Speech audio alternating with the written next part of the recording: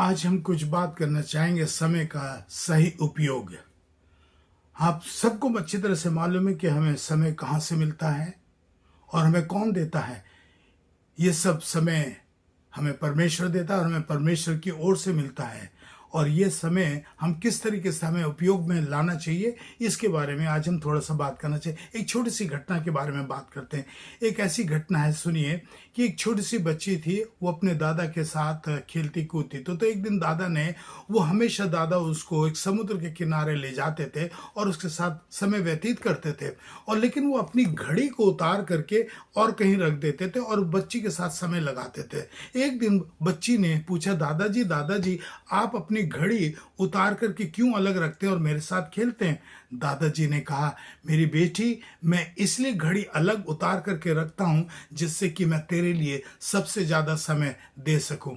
आज मेरे प्रियो, देखिए, वो लड़की को समझ में आ गई। और जब उस दादाजी की मृत्यु हुई तो उसको समझ में आया कि दादाजी समय का कैसे उपयोग मेरे लिए करते थे, मुझे कितना समय देते थे और कितना मेरे साथ समय उपयोग करते थे। आज हमारे पास ये है, क्या मैं अपने परिवार को समय देता हूँ, या मैं अपने पत्नी को समय देता हूँ, अपने बच्चों को समय देता हूँ? मैं परिवार में अपना समय कितना निकालता हूँ? हमारे पास परमेश्वर हमें 24 घंटा देता है और 24 घंटे में मैं परमेश्वर के लिए कितना समय निकालता हूँ? Do I take out some time for the Lord?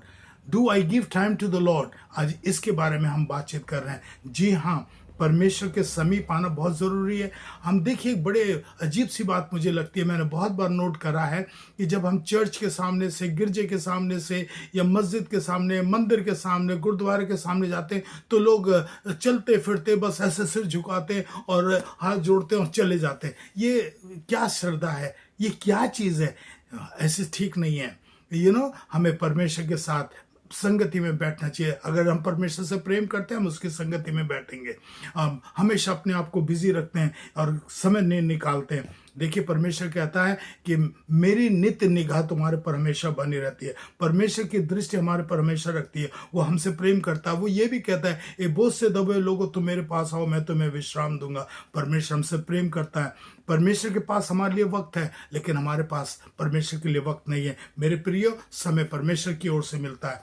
आज देखिए, एक बात और कहना चाहते हैं, वो ये है, समय और समझ दोनों एक साथ बस किस्मत वालों को ही मिलती है, क्योंकि अक्सर समय पर समझ नहीं आती है और समझ आने पर समय निकल जाता है। हमें समझ निकलने से पहले हम चाहिए कि हम समझ को समझे, सदुपयोग करें, परमेश्वर के साथ समय लगाएं, क्योंकि परमेश्वर के साथ समय लगाएंगे, परमेश्वर हमारे साथ रहेगा।